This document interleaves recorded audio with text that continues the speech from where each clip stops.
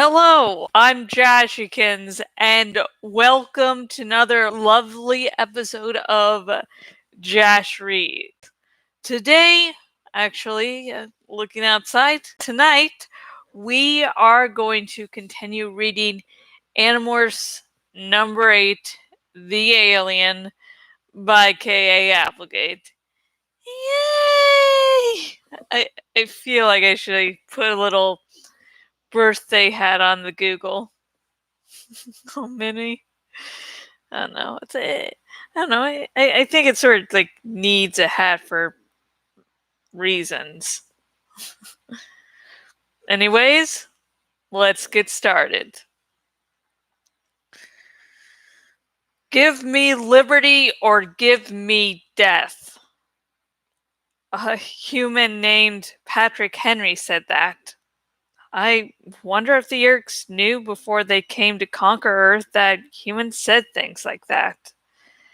I wonder if the Yerks knew what they were getting into. From the Earth Diary of Eximili Iscorth Istil. We call it the law of Ciro's kindness. I said, we were in the woods where I live. The woods of the planet called Earth. 2 days had passed since the terrible events in the meadow.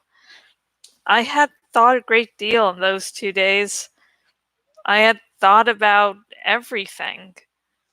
Then I had asked my human friends if they would join me. What's it mean? Rachel asked. She was standing with her arms crossed. I believe it was an expression of skepticism.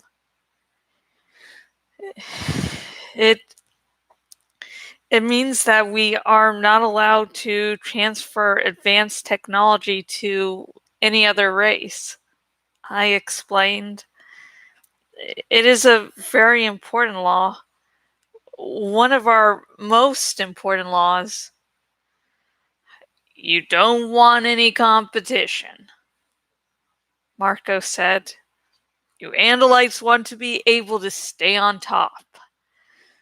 I understand that, but humans are on your side. We're the ones being taken over. Marco, Prince Jake said. Chill.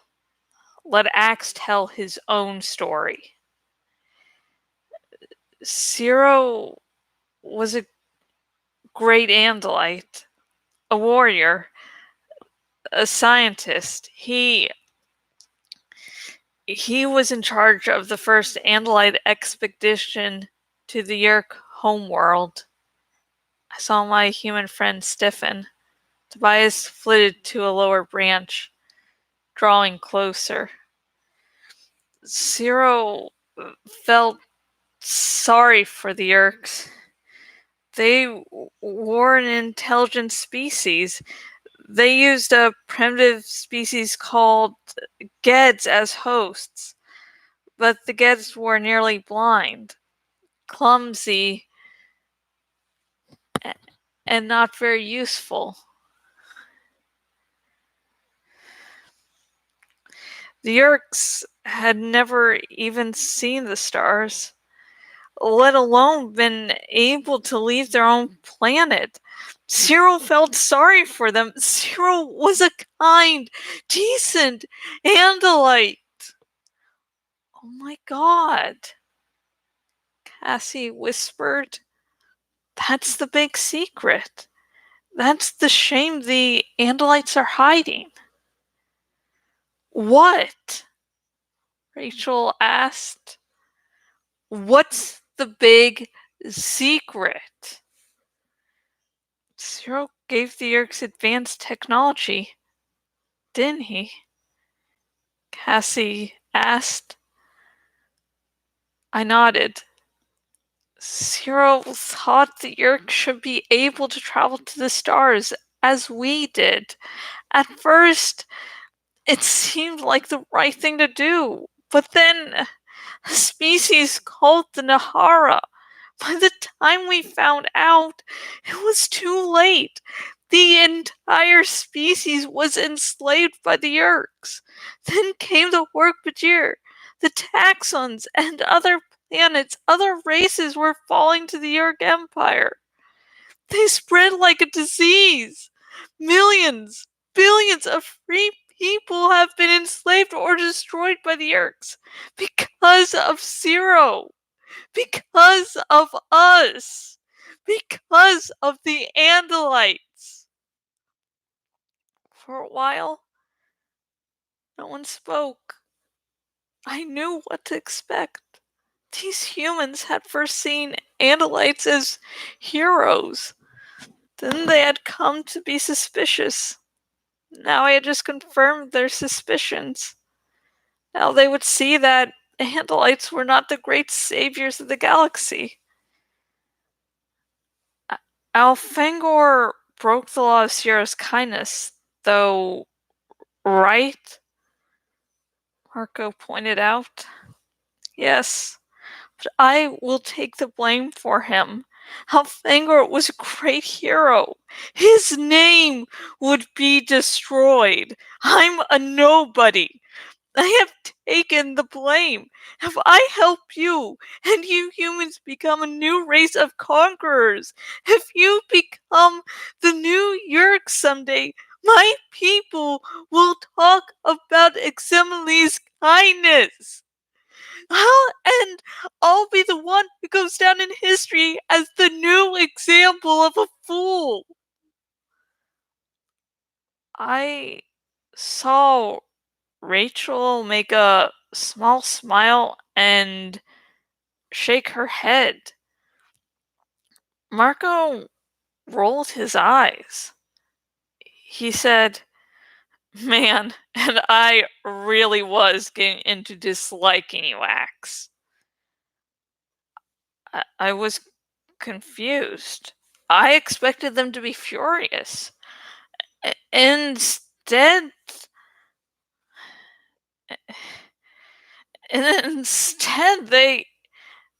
they were each smiling. Don't you understand? Your world is threatened by the Yeerks because of my people. Prince Jake nodded. Yes, we understand, Axe. A long time ago, someone tried to be nice and it was a disaster. This Zero person tried to be a good guy. He hoped all the different people of the galaxy would get along. That we'd all go to the stars together. Yes, and the result was terrible. Axe, you don't stop hoping just because it doesn't always work out. Cassie said, you get more careful. You get wiser, maybe, but you keep hoping. Look, Axe, Prince Jake said, we don't want you to give us any Andalite technology. We don't want you to break your laws. We just want you to trust us. Tell us the truth. Be one of us. You aren't alone, Axe, Cassie said softly. Maybe we aren't your people, but we are your friends. Your boy Zero wasn't wrong, Marco said. He just helped out the wrong species. We aren't the Yeerks. We're Homo sapiens, Jack. Humans. Andalites want someone to cruise the stars with them. We're the ones. You bring the spaceships, we'll bring the raisinets and cinnamon buns. You'll do more than that, I said. You learn very quickly. Someday, you may be greater than the Andalites. No, Prince Jake said, because whatever we learn, you'll learn. We'll do it together. Human and Andalite. Andalite and human. It isn't possible, I said. We are two different species, from two different worlds, trillions of Earth miles apart.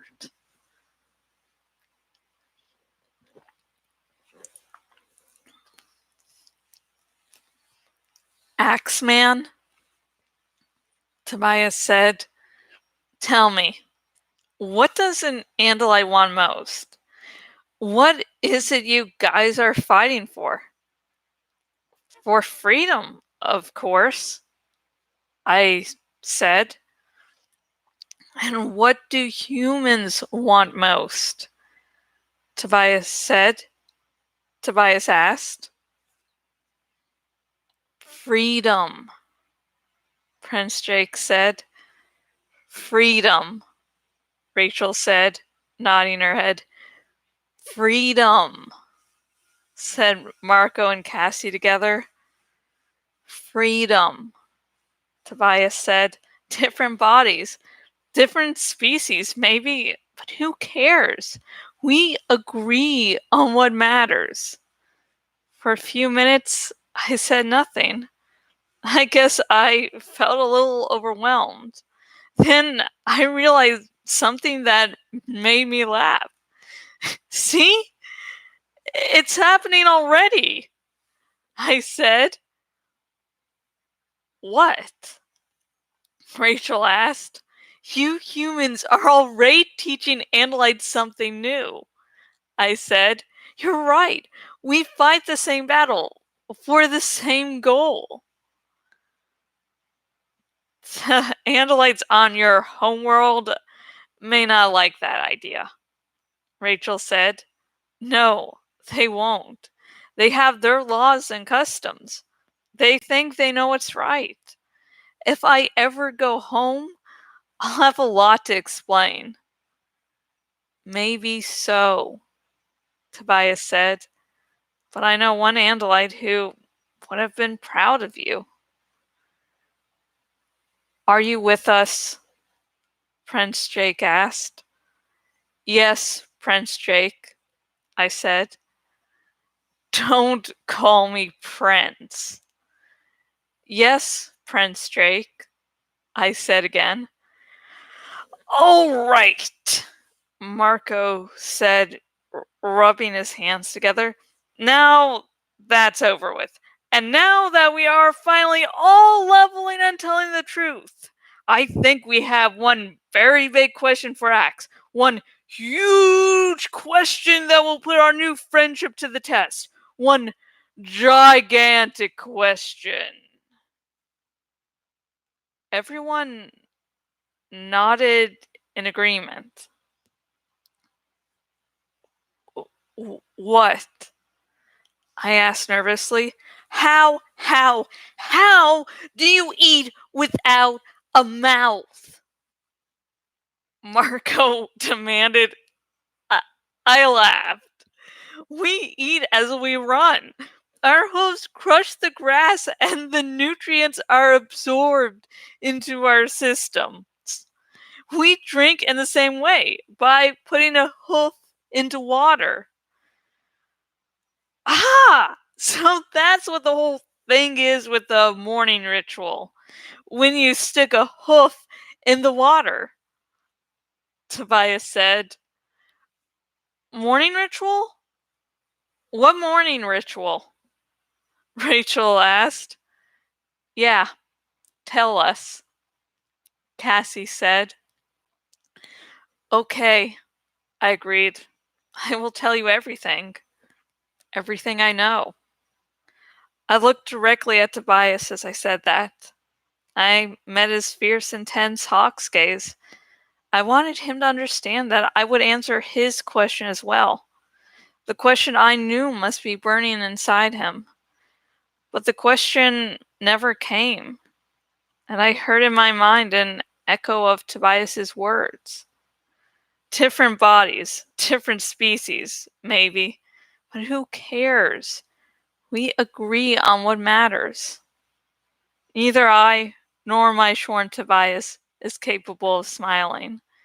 But just the same, there are times when we look at each other and understand each other and smile. Aww. That's such a cute, happy scene. And this series is full of all this bloodshed and shit. It's like, oh, that's a nice, sweet moment. I understand. I'm not looking at that last sentence for a few hours. Okay. Okay. Now, minorish spoilers. How Axe describes Zero giving Yerk's technology and the Andalite's only realizing something's wrong. Oh shit, I never put this on. I was like, ah, no, I can do this. That was stupid. Yeah, but it's on. Oh. Okay, anyways, back to what I was saying. So, how Axe recounts how the Andalites realized Yerks were really up to no good about Zero giving them technology to fly amongst the stars, the Yerks flying, the Yerks flying everything seeming like it's cool, and then all of a sudden they start invading planets, and then the Andalites are like, wait a minute, this isn't really working out. Well, that's not exactly how it happened. Now, this can either be a KASU, a Catherine Applegate messed up, basically. I don't know why there's S there. I'm a horrible fan. But anyways, this could be a mistake on K. Applegate's part, or it could show that that the version Axe tells is part of Andalite propaganda, and Andalites having propaganda sort of makes sense. I mean, in this book alone, we have seen them going, hey, Alfangor's, a big deal, and you are next, Emily, so you're going to take the fall. So, while yes, Zero did not mess up.